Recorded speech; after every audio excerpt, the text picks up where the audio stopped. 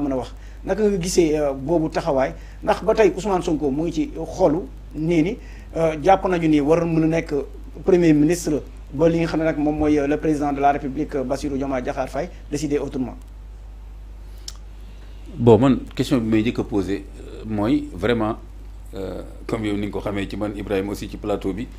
du ma xóotal jamais ci loo xam ni maîtriser wu ma li ci nekk yëpp. Surtout en termes de texte de loi, etc., etc. Donc, dama xamul est-ce que suñu texte de loi yi permettre une pétition pour demander la démission d'un premier ministre. Donc, loolu peut-être yéen après ngeen gëstu ci. Donc, loolu laay njëkk a poser comme question. Est-ce que déjà démarche boobu elle est républicaine, elle est citoyenne, est-ce qu'elle est légale? Je considère qu'elle est républicaine dans le sens où jógoo wut doole ne dama fi jëlee premier ministre bi dans le sens où nangam ak nangam mais mu nekk benn ruspet booy ruspet noonu rek loolu je trouve que c'est républicain et c'est citoyen aussi. ay citoyens organisés wu daal ne dañoo bëgg premier ministre bi démissionner. Maintenant est-ce que loi maye na loolu laa bëgg a wax de façon spécifique est-ce que loi maye na ay population ay citoyens def pétition pour daaneel premier ministre wala voilà loolu laay wax bu fekkee tam loolu am na. ba ban niveau la toll c'est-à-dire que ñaata signature lay laaj moo tax ma ne la kon loolu c'est encadré moo tax ma ne déjà boo nee woy pétition premier ministre d'accord man dinaa la laaj d'accord ñaata signature nga war a am 1 million wala 300 000 pour que su loolu soo ko atteindre ba pare maintenant mu des encore. président ci bopp mën nga ko atteindre ba pare président bañ. wala ñu appal la ne la ban période ba ban période. nga war a matal li nga xam ne moom mooy. voilà c'est ça man nag vraiment je suis pas voilà chroniqueur laa mën a doon nag ak analyste mënu ma nekk en même temps journaliste d'investigation na lu ne ma dugg ci non donc moo tax li ma lay wax daal mooy démarche boobu nañ xool elle est républicaine citoyenne je suis d'accord ah maintenant est-ce qu'elle est légale si oui lan la laaj ci ay conditions yu war a réunir et cetera maintenant au-delà de ça. Ki nga xam ni Mame Diarra Fam moom dafa lancer mon pétition pour premier ministre des fi je vois pas tellement quel est le sens de ça lu dul wane boppam gisuma sens bi parce que Mame Diarra Fam boobu je crois que plusieurs fois mi ngi approché Pastef nangam ñoom ñu bañ et cetera donc dafa mel ni lii occasion la ah maa ngi koy jàppale ba mu méttee maa ko jàppale loolu tam lu ñu xam la politique da koy def ah maintenant sinon amul tellement sens. Parce que da ngay jàppale koo xam ni dañ ko menacé est-ce que tey jii objectivement Ousmane Sonko dafa atteindre benn impopularité. Est-ce que pétition bi menacé ci moom dafa am benn popularité impopularité dafa am ay statistiques ni ñu koy waxatee encore ay sondages. wala menace wala président mere ko ba ñëpp xam ko ba tax nga ne tey Ousmane Sonko kon la chaise bi mu toog elle est fragile loolu man gisuma ko. gisuma indicateur bu objectif laay wax moo tax ma wax la yu mel noonu gisuma ko kon léegi Mame Diarra Fam kan lay défendre kon tam pétition dama koy défendre pour mu continuer nekk premier ministre kooku c'est dans quel sens quel est l'objectif à part un objectif purement politique voilà. D'accord pour rappeler ñi nga xam ne ñoom ñoo ñuy seetaan tey ci suba laata may commencer émission bi mu duggee ci ñaari pétition yi gis naa ni pétition bi nga xam ne nag moom la mouvement boobu déclenché ndax ñoom Ardo ñoo nekk ci ginnaaw dañ ko lancé le 13 juillet 13 juillet 2025 à l'heure où bi may wax ak yéen ni gisoon naa fa li nga xam ne moom mooy 10 590 signatures ñoom ñoo bëgg ki nga xam ne moom mooy Ousmane Sonko daal di démissionner bi ma demee ci li nga xam ne mooy pétition bu Mame Diarra Fam ndax képp ki lancé pétition dañ lay woon ni diw moo ko lancé. ak telle date la ko lancé. donc pétition Mame Diarra Fam bi nag gis naa ni le 9 octobre la ko lancé 2025 waaye fu mu toll nii mu ngi am 34 889 lii nga xam ne nag moom mooy ñiy signé pour Ousmane Sonko des fi nii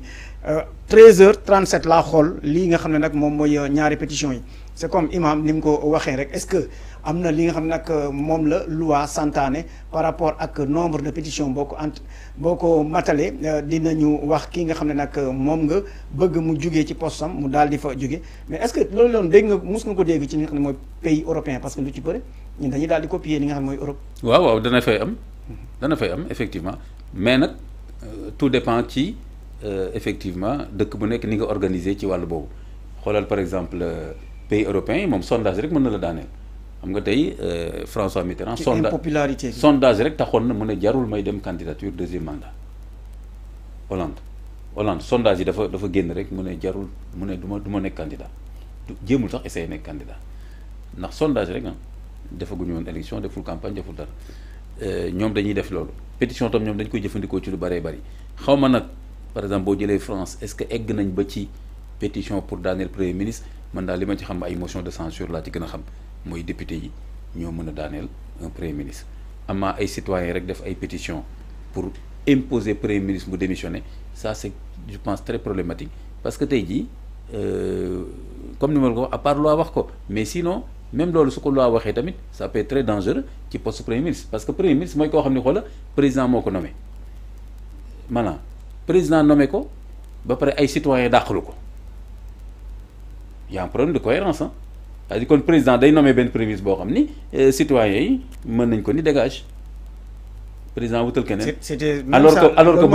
alors que bu ko motion de censure daaneel ça se comprend c'est des députés élus ñu yore kàddu askan bi ñoom ñoo ñëw motion de censure amaa nag ay citoyens yoo xam ne yoruñ kàddu réew mi ay citoyens lañ organisé wu pour une raison ku képp kuy signé pétition yàlla rek a xam lu tax nga signé ko par contre député yi dañu jàpp ne dañu yore kàddu askan bi ils sont responsables xam nañ dëkk bi fi mu toll xam nañ peut-être premier ministre bi doxalatul affaire bi maanaam doxalatul réew mi amaa pétition mais yow mi mën nga ma mere nii rek ñu ni pétition nga signé na fi Ahmed Kanté jógee bu mu ñëwati ci plateau bi fii ñu signé ay nit mën nañ def pétition léegi daal ne on veut plus que Imam Kanté nekk chroniqueur voilà donc ça m'étonnerait que loi bi di permettre ay pétition citoyen mën a dàqalu premier ministre xam nga lu tax ce serait très compliqué parce que pétition yooyu comme ni ma la ko waxee du question sax forcément benn date mais il faut que ñu wax par exemple quorum nangam il faut que mu atteindre par exemple 1 million première chose d'abord il faut que ñu vérifier aussi pétition bi ñi signé est-ce que signé ñu 2 fois seen carte d'identité anamu et cetera pour ñu xam ñan ñoo signé benn 2 3 pétition bi léegi est-ce que premier ministre bi su jotee nombre de pétition bi il faut que mu am loi bu ko ni bu amee tant de pétition da nga war a bàyyi est-ce que dafa war a bàyyi wala président moo ko war a limoger wala moo war a démissionner premier ministre mu mën a démissionner wu ma même s'il y a 1 milliard de pétitions en ce moment qu'est-ce qu'on va faire loolu moo tax ma jàpp ne affaire pétition bi nii moom pour premier ministre yaakaar naa c'est un jeu mën nañu ko tuddee loolu un jeu démocratique moi je suis toujours preneur dès que c'est un jeu démocratique citoyen xëbalante beeg signal ma bul ma signal comme loolu la fetal génnul jaasi génnul je suis toujours preneur maintenant mu des toujours suñu loi ba fan la ci toll daal ci wàllu boobu. Bilal Diatta nee na moom pare na pour li nga xam ne moom mooy seen parti Pastef ñu daal di fa amal li nga xam ne nag mel ni benn kuréel bi xool képp ki nga xam ne nag da nga def lu nga xam ne nag parti bi diglewu ko ñu sanctionné la Bilal Diatta nekk le maire de Kër Massar. kon loolu amul Pastef kon Pastef est-ce que parti bu normal la parti bu normal dafa am règlement intérieur. Et il y a forcément des lignes. bu ñu tracé. waaw oui il y a forcément bu yàggul bi mu commencé am ay groupe yu commencé woon di formé wu xaw ma lan nangam dama koy gëj a dégg sax ki nekk président parlement parce que dama koy gëj a dégg sax nu mu tudd encore Ayib Daffé. Mohamed Ayib Daffé. dama koy gëj a dégg sax Ayib Daffé moom mooy président parlement groupe parlementaire. si Pastef Ayib Daffé dafa génn def benn communiqué daal ne je rappelle aux camarades qu'il est interdit de créer des courants à l'intérieur du parti nañ dem xool règlement intérieur bi. kon Bilal moo ci dul bàyyi xel. xam naa moo ci bàyyiwul xel parti bu nekk. parti bu nekk à 2 semaines mu daal di matul 2 semaines sax parce que semaine yii nii la rek mu am problème bi nga xam ne nag am na ko ak ay journalistes ba ñëpp di ci wax. non ba Bilal moom il est agité très agité parti bu nekk am na règlement intérieur. boo xam ni xoolal nan nga ciy bokkee condition pour nga adhérer condition aussi pour ñu exclure la condition pour ñu suspendre la condition kooku du question Pastef du question PDS xoolal benn formulaire la standard même tey jii association nii boo ko doon créer nii day am yooyu nga xam nit ci association bu defee yenn yi mën nga ko dàqalu su bañee nga dem ci préfet ñu dàq ko ne ko tu n'es plus membre parce que